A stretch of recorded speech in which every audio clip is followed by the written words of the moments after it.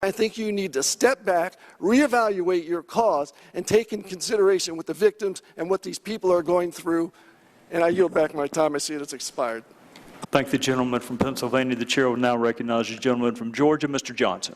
Thank you, Mr. Chairman. I'm mixed feelings. Mr. Shaw, Ms. Durden, I am sorry for your loss. It was 40 years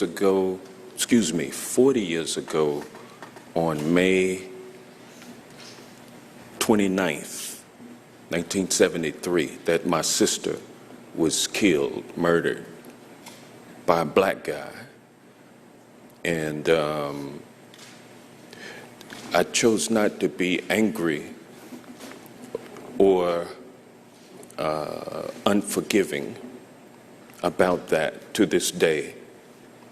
And I just wonder, why is it that you two have been brought here to share your pain about your loss with the nation? Were you called because we wanted to arouse passions and prejudices against people from or against illegal immigrants? Is it because we wanted people to think that all illegal immigrants are from Mexico, they're Hispanic? Is it because we wanted everyone to feel that all immigrants, illegal immigrants, are criminals or drunk drivers or somehow the scourge of our community? Is that why you all were brought here? I can't think of any reason why other than that you all are here. Can I answer that? And I think that this kind of passion and this kind of emotion really is ill-placed for our consideration of legislation before us. And I appreciate the law enforcement personnel who put their lives on the line every day. They're asked to do more, increasingly, with less. And they are frustrated because they have a job to do. And if the federal government can't get its act together, which it has not done, then it falls on local law enforcement. And there's nothing to, and it falls on local law enforcement. Prosecution also falls on our jails. The citizens are paying for that. But there's a deeper reason behind this that leads to our frustration with each other, and we end up pointing fingers at each other while there is money-making going on. That money-making, ladies and gentlemen, is from the profits of incarceration. And so illegal immigrants can be a source of revenue for companies like or private prison, for-profit private prison companies, skyrocketing stock value on Wall Street.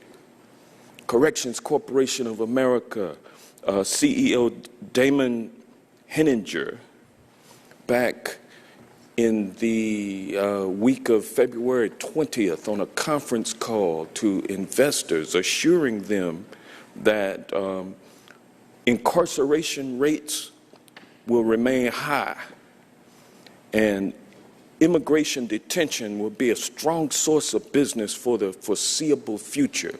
Do y'all understand how public policy can result in dollars in the pocket of business interest. And so what's happening is we have turned our attention away from those who are making the money, and we're blaming each other for everything that ails us. And it's really time for this game to end. The private prison corporations are members of ALEC, the American Legislative Exchange Council, that drafts bills state by state and introduced here in the federal government that result in these kinds of growth opportunities for business. It's wrong, it's immoral, and it's hurting, it's killing America. Time of the gentleman has expired. The chair recognizes the gentleman from Idaho, Mr. Labrador, for 5 minutes. Mr. Chairman, I just wonder if before I have my time, if Mr. Shaw and Ms. Durden can actually answer the question, because that's one of the most ridiculous presentations that I have ever. Well, now, Mr. Labrador, I'm sorry, Mr. Labrador, but I think I'm not going to stoop to the posture but you cannot come here and insult another member. I think that's against the rules. I just believe that if you just call them out for coming out here, and you said that they were under if you have a question that you want to ask them, you know, sir, that's I will do fine. it the way that I will do it. But I just don't think get them to insulting. answer my question and you not have. Gentlemen will both suspend. And you not use your time. The gentlemen will both suspend. Mr. Shaw, Ms. Durden, if you care to respond to the last statement / question made by the gentleman from Georgia, we will allow you to do so. And Mr. Chairman, if I might, I welcome their response. I just happen to run out of time.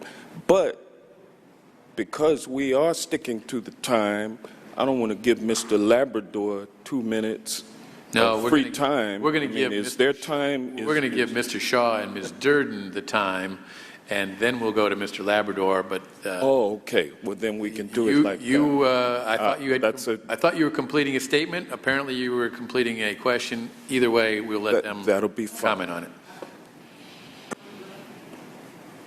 it. I'm good? Okay. I would love to answer your question. We weren't brought here for any sympathy or anything. My reason for being here is to put a face to this. That I don't think immigration talks about older lady going to church and says she looks like Hispanic, so we're going to check her immigration status. It puts I think, a face on it with my son that brought a lot of good things to the community he lived in. He took care of me. He took care of his friends and neighbors and everybody. And he was wiped out because the guy who killed him in 2008 wasn't deported. He wasn't deported after his first DUI or his second DUI. A career criminal. It's almost like if I sneak into a restaurant and I act a fool and they ask me to leave, oh no, or I just come back and they say, no, you're not allowed here anymore. We didn't invite you back here. You did something wrong. And then I go back and they say, well, okay, you can stay until you tear up the place. And once it's all demolished, we deal with you. That's how I feel. So for you to say that we were, you question why we were brought here, to put a face to it. When I get married to a wonderful man that supported me, my son can't walk me down the aisle. I will never be a grandmother or mother-in-law. So that's why I'm here. Thank you. Mr. Shaw, did you choose to say anything? Yeah, basically, I didn't like the way you did that myself, because you're almost putting like no value on my son, because when you said your sister was killed by a black man, like that made everything that we have to say non-void because it was a black man and like we're picking on Latinos. But what you have to understand is that our kids were here. They were living here, and they were murdered by someone illegally in the country. And I came here to let people know that I don't have to say that everybody here is 11 million people or more aren't criminals. I mean, I'm here to say that you have people here in the country illegally that are criminals. You have people here that were brought here by no fault of their own. My son was murdered by someone that was brought here at 4 years old. And just because someone was brought here by no fault of their own, you guys act like that gives them some kind of carte blanche to do whatever they want to, you know, and that's not fair. If you're here illegally from day one, you cross that border, everything else is out the door. It's illegal. And for you to act like if you come into our country, it's not a crime, that's insulting to all Americans. And to say that I came here for sympathy, you know, I don't need sympathy. You know, I get it. I think about my son 24 hours a day, and I'm sure you feel the same about your sister. And for you to try to make it seem like I was just brought here like some puppet to make people cry or make people feel sorry for me, that's not fair. That's not fair, because we love our kids. Like she was saying, my son wasn't bothering anybody. He was walking down the street, coming home from the mall. I'm sure like your kids probably do, go to the mall, enjoy life. My son wasn't bothering anybody. He was playing football. He was in the gang, no gang databases. He'd never been arrested, never been suspended from school. He was 3 times MVP, Player of the Year.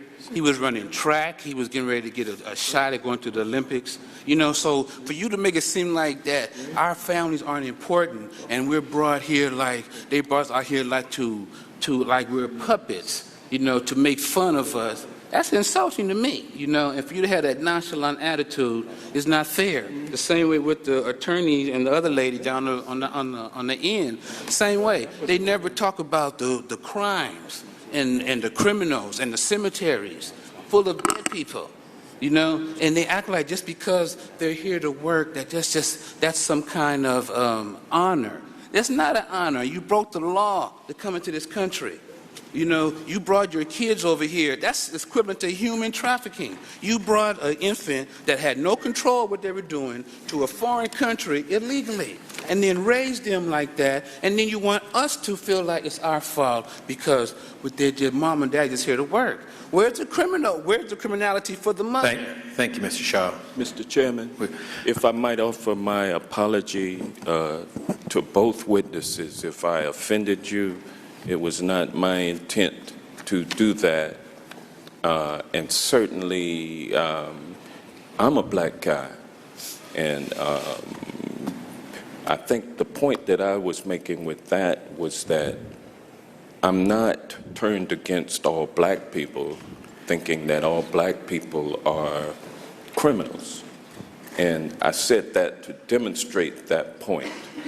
And but once again, I am deeply apologetic if I offended either one of you, and I thank you for taking your time and spending your resources at the call of this committee to come here and testify.